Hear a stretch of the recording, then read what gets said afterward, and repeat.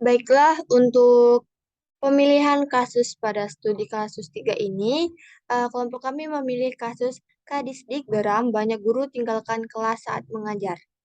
Nah, adapun kasusnya itu, Kepala Dinas Pendidikan Kota Palembang menghimbau agar seluruh guru mulai tingkat sekolah dasar sampai tingkat pertama diminta agar tidak meninggalkan sekolah pada saat jam belajar berlangsung, menyusul adanya sejumlah laporan dari wali murid kalau anaknya ini tidak belajar karena tidak ada guru pada waktu jam pembelajaran. Selanjutnya, pengumpulan data. Berdasarkan data yang diperoleh dari kedua link ini, yang pertama, Kepala Dinas Pendidikan Kota Palembang menghimbau agar seluruh guru mulai tingkat sekolah dasar sampai tingkat pertama diminta agar tidak meninggalkan sekolah pada saat jam belajar berlangsung, menyusul adanya sejumlah laporan dari wali murid kalau anaknya tidak belajar karena tidak adanya guru pada waktu jam pelajaran. Nah, terus yang kedua itu pemerintah Kota Medan melarang para guru di daerah itu menggelar rapat saat jam pembelajaran berlangsung. Nah, kenapa melarang? Karena agar tidak merugikan peserta didik yang sedang berada di bangku kelas atau di dalam kelas. Baiklah, perkenalkan nama saya Retno Yuniarti. Di sini kita akan masuk pada langkah ketiga, yang mana langkahnya itu langkah analisis data. Kita langsung. Nah, untuk analisis data ini kita pertama identifikasi masalahnya terlebih dahulu. Nah, jadi untuk poin 1, seorang guru ini dia memberi tugas dan meninggalkan kelas. Kemudian ia duduk santai di sebuah kursi dengan menyeruput teh. Kemudian untuk poin yang kedua, guru meninggalkan anak-anak di kelas dan memberikan mereka itu tugas sekedarnya saja karena beberapa alasan. Nah, alasan diantaranya itu untuk mengumpulkan aneka pelaporan sekolah, mengikuti pelatihan workshop dan event tertentu. Kemudian untuk poin ketiga, guru honorer di Kabupaten Bone, Sulawesi Selatan yang dipecat sekolah setelah mengeluhkan besaran upahnya membuktikan keberadaan dilema para tenaga honorer hingga terpaksa bersikap asal bapak senang di sekolah. Nah, kemudian guru honorer tersebut pun tak bisa berbuat apa-apa. Ketika disarankan untuk mengungkap kebijakan itu ke media, guru honorer ketakutan, disalahkan, dan dipecat. Kemudian guru tersebut pun selalu terjepit dalam keadaan yang menghimpit kesejahteraannya ketika ingin memperjuangkan hak mereka. Kemudian karena guru honorer tersebut itu tidak mempunyai perlindungan hukum. Nah, itu terkait dengan identifikasi masalah. Kemudian adapun faktor-faktor penyebabnya itu ada beberapa poin. Untuk faktor penyebab yang pertama itu kurangnya persiapan. Nah, jadi guru yang tidak melakukan persiapan sebelum mengajar itu seringkali tidak menemukan bahan untuk diajarkan ke kelas.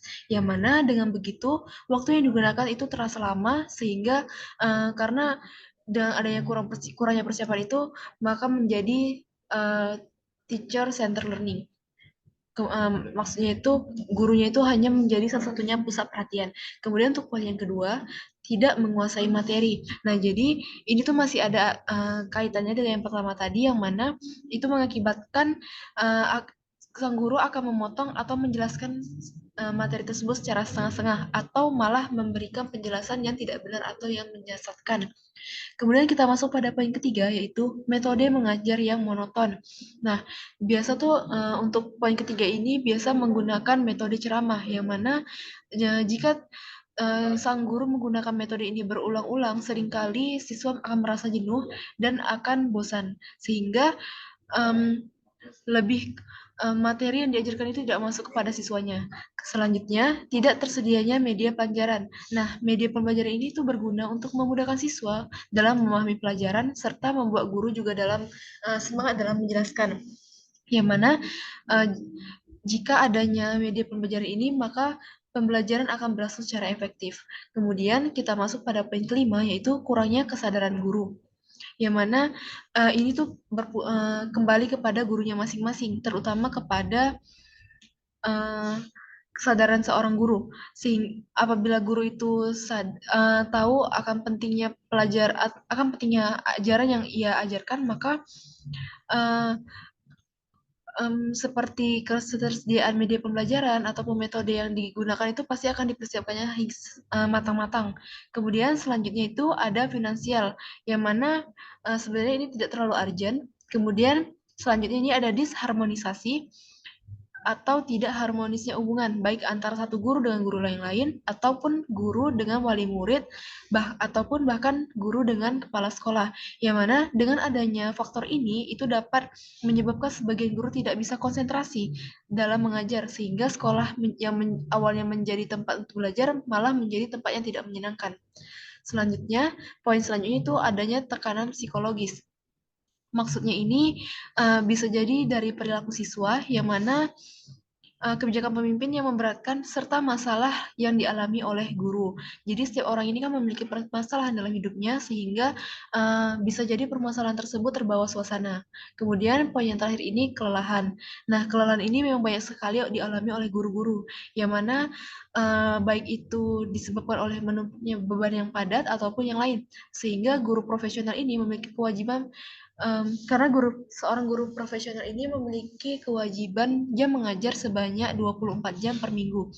Kemudian belum lagi ditambah dengan tugas sebagai wali kelas, pembina OSIS, ataupun ekskul, ataupun guru piket dan sebagainya. Nah, hal tersebut itu bisa menguras tenaga dan pikiran dari seorang guru tersebut.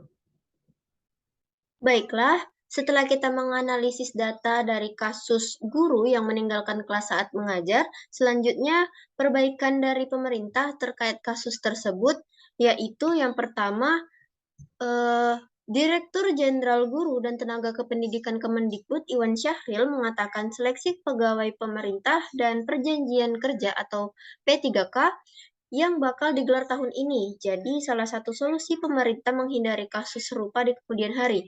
Seleksi ini dibuka bagi seluruh guru honorer dan lulusan pendidikan profesi guru atau PPK. Dan ia memastikan guru yang lolos akan mendapat hak dan gaji yang sesuai dengan PNS berdasarkan Undang-Undang Nomor 5 Tahun 2014 dan Peraturan Pemerintah Nomor 39 Tahun 2019. Selanjutnya, biasakan melakukan persiapan sebelum mengajar. Persiapan bisa dilakukan untuk semua aspek, materi, ataupun media pembelajaran yang akan diajarkan. Persiapan yang matang membuat guru akan bersemangat saat masuk kelas. Yang selanjutnya adalah pastikan kondisi selalu sehat dan prima. Agar tetap bersemangat dalam mengajar, pastikan kondisi fisik dalam keadaan bugar dan prima. Agar mendapatkan kondisi fisik yang bugar dan sehat, diperlukan istirahat yang cukup, makan makanan yang bernutrisi, dan perbanyak minum air putih serta berolahraga. Selain itu, hal yang tak kalah penting untuk kesehatan adalah melakukan refreshing terhadap otak dengan cara piknik atau bertamasya. Perbaikan yang selanjutnya yaitu pengelolaan kelas yang baik. Siswa yang tidak bisa dikelola dengan baik memang membuat guru jenuh dalam mengajar, sehingga mereka menjadi gaduh dan ribut. Keadaan ini tentu saja menyebabkan proses belajar mengajar menjadi terganggu. Pengelolaan kelas yang baik dan berstruktur akan menjadikan kondisi belajar yang baik dan menyenangkan. Hal ini tergantung pada metode dan gaya mengajar dari guru. Metode mengajar ini disesuaikan dengan karakteristik dan gaya belajar siswa, media belajar, dan pendukung dalam pembelajaran. Setidaknya guru kreatif dalam membuat sendiri media dan alat peraga yang dibutuhkan. Selanjutnya yaitu gaya mengajar.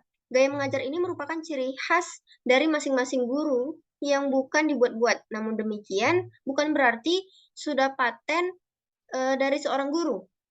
Sikap terbuka untuk belajar adalah jalan agar gaya mengajarnya menjadi lebih baik dan cocok untuk siswa. Dengan demikian diharapkan guru mampu menjadi magnet atau daya tarik yang tercermin dalam perkataan dan perbuatan saat mengajar. Selanjutnya, perbaiki posisi guru. Posisi guru berpengaruh terhadap suasana belajar dalam kelas. Guru yang cenderung hanya duduk di kursi membuat siswa merasa cepat bosan. Selain itu, posisi ini juga tidak baik untuk kesehatan guru. Dengan demikian, guru yang berdiri di satu tempat saja atau menuliskan di papan dengan membelakangi siswa memungkinkan siswa memiliki kesempatan luas untuk tidak memperhatikan. Selanjutnya, komunikasikan atau pindah. Ini solusi bagi yang bermasalah atau disharmonisasi antara guru dan personil sekolah. Ajukan permohonan mutasi kepada atasan, jangan paksakan ketidakharmonisan terjadi di kalangan guru, karena bisa jadi siswa yang menjadi korban. Yang terakhir yaitu niatkan ibadah guru. Ini merupakan poin penting dalam menumbuhkan semangat mengajar guru. Dengan meniatkan ibadah, tentunya guru akan lebih termotivasi dalam dirinya untuk meningkatkan kualitas diri dalam mendidik siswanya. Baiklah, kesimpulan yang kami dapatkan. Nah, jadi guru itu kan adalah pendidik profesional dengan tugas utama mendidik, mengajar, membimbing, mengarahkan, melatih, menilai, dan mengevaluasi peserta didik pada pendidikan anak usia dini jalur pendidikan formal.